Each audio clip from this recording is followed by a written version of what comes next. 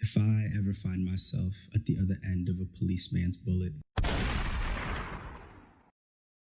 before you riot for me, before you march for me, dare I say before you protest for me, my wish is the very moment my name gives birth to a hashtag, you would pray.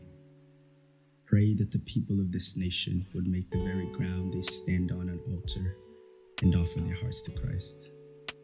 Because that, to me, is the most radical, the most revolutionary stance one can take against hatred. Don't get me twisted.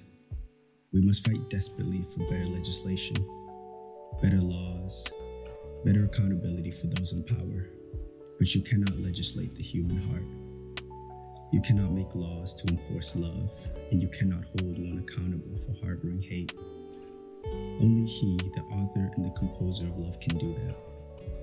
Only He, the lover of our souls, promises to exchange their hearts of stone for a heart of flesh. I saw a quote that said, we must do more than pray, but we can never do less. Prayer is our first protest, our most effective tool. And with that, I wholeheartedly agree. And I know what you're thinking. But what about the racists in the church? What about the ones perpetuating with their silence the very systems we're fighting against? No, the church itself does not have clean hands in this matter. Nor will it until we transform to reflect the character of Christ. Because Jesus came to proclaim release for the captives and liberation for the prisoners. He was not neutral, nor was he silent. He did not come to bring peace, but a sword. So to follow him is to actively fight for justice and to place yourself in opposition to racism in all its forms. And if you think otherwise, then I'm afraid you've gravely misunderstood the gospel. And to my Black brothers and sisters, take heart in this.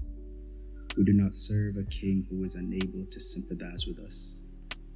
The Bible says he was rejected and despised, a man of sorrow, acquainted with the deepest grief. They turned their backs on him and looked the other way. An innocent man hung on a tree and left to die.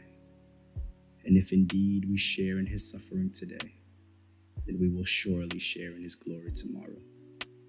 He promises a day where justice will roll down like a river and righteousness like a never-failing stream.